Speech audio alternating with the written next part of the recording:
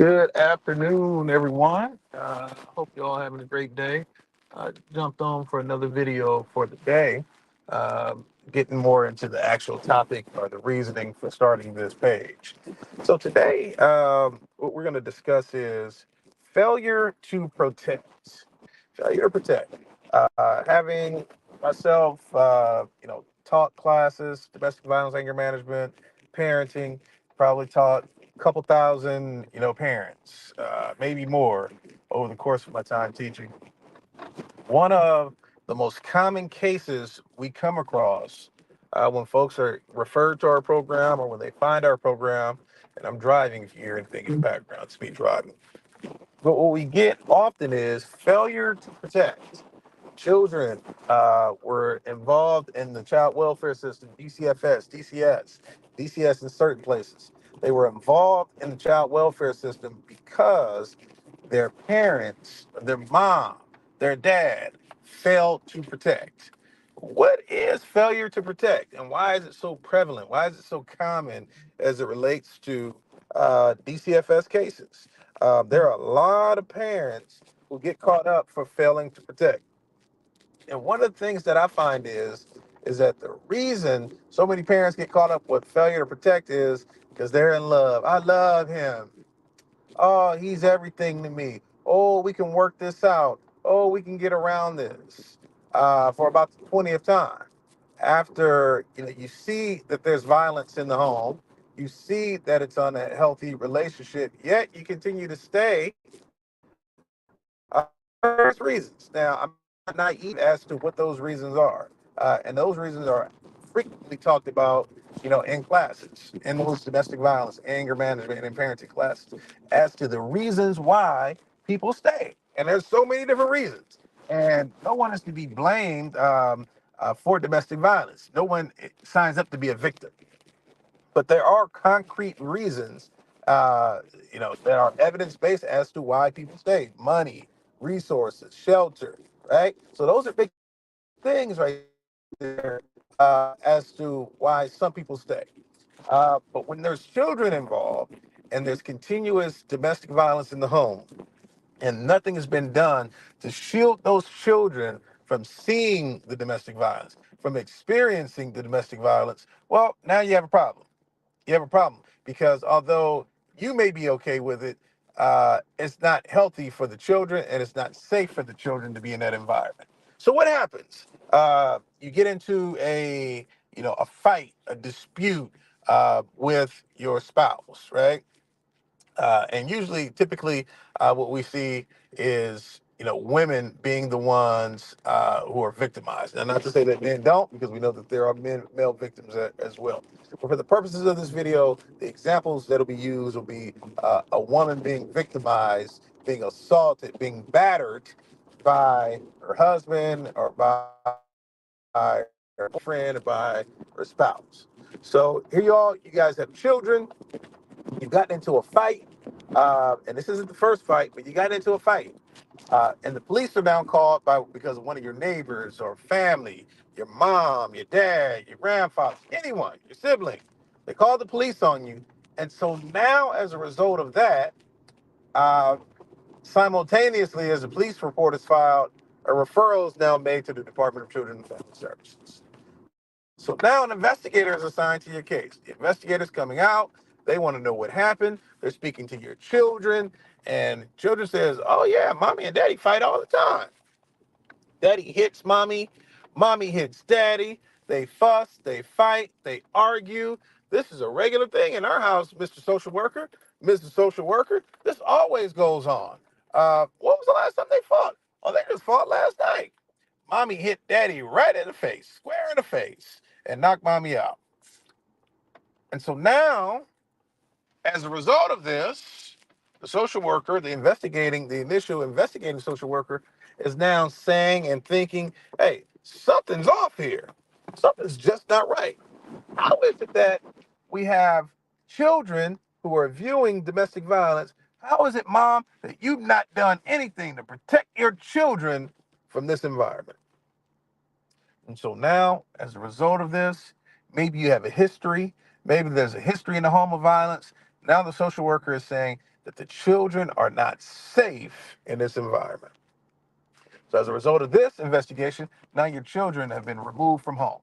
They're either going to a temporary shelter, they're going to foster care, or they're going to have to be given temporary guardianship to a family member. Mom, dad, sister, cousin, friend, neighbor, anyone who meets the qualifications and that you're comfortable with and that the department is comfortable with receiving those children.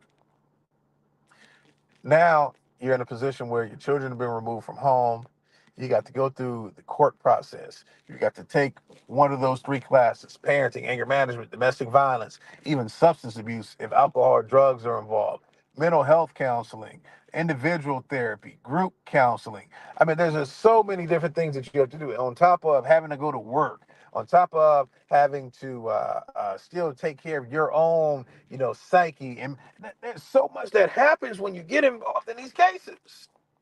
But failure to protect is the number one thing that comes about. So what do I do, sir? What do I do, family reunification experts, when I find myself in a system that's taking my children, in a system that's saying that I failed to protect? Well, the first thing you have to ask yourself is, did you fail to protect? Because I know you want your children back, but again, children deserve to be safe. And so, as family reunification experts, it's our number one goal. We're um, child welfare advocates. We want to make sure that the children are going to be okay. There's no need in sending a child back to a home where they're going to be victimized by seeing mom or dad be victimized. And then as a result, child abuse seeps in and now they're becoming victimized. So what do? You gotta recognize and answer the question, did I fail to protect? And if you did fail to protect, now that we have that answer, let's now address the reasoning as to why you failed to protect. Was it because he was the breadwinner? Was it because he made threats? Was it because you don't have any income coming in? Was it because you like your house, you don't want to leave, you don't have any other shelter, you don't have any family? There's so many various reasons as to why people do it.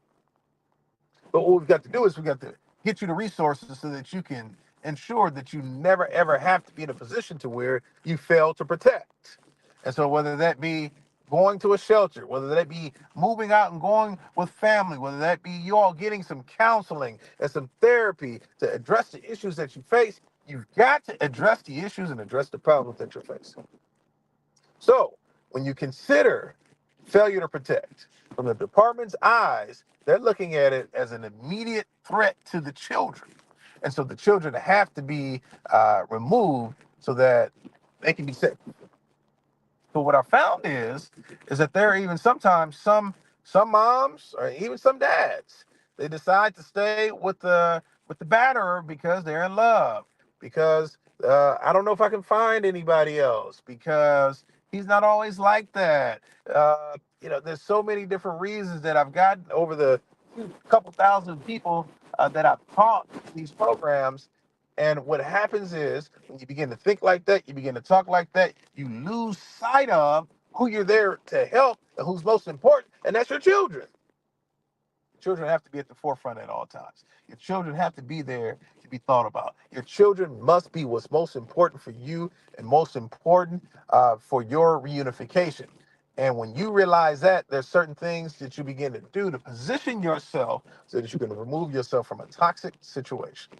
And so this applies both to men and women, right? This is not one-sided. So if you're a man and you're the victim, well, this applies to you. But we've got to begin to protect the children, because there's too many cases, too many stories in the news where we see children who've been victimized by their own parents as a result of domestic violence. So it's like the old saying, if you see something, you have to say something. So when it comes to failing to protect, you must identify it, you must report it, any form of abuse, and you must remove yourself from the situation so that you can ensure that you won't be accused of failing to protect. All right. So I hope this quick video has helped. Hope it's informational.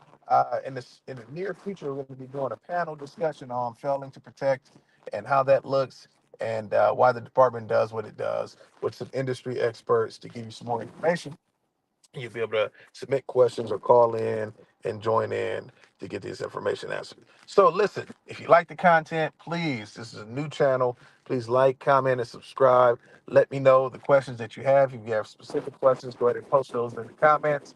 Happy to answer it as we grow the channel. Please share this channel with folks that you may know who are involved in the child welfare process and who may need some assistance. God bless and take care.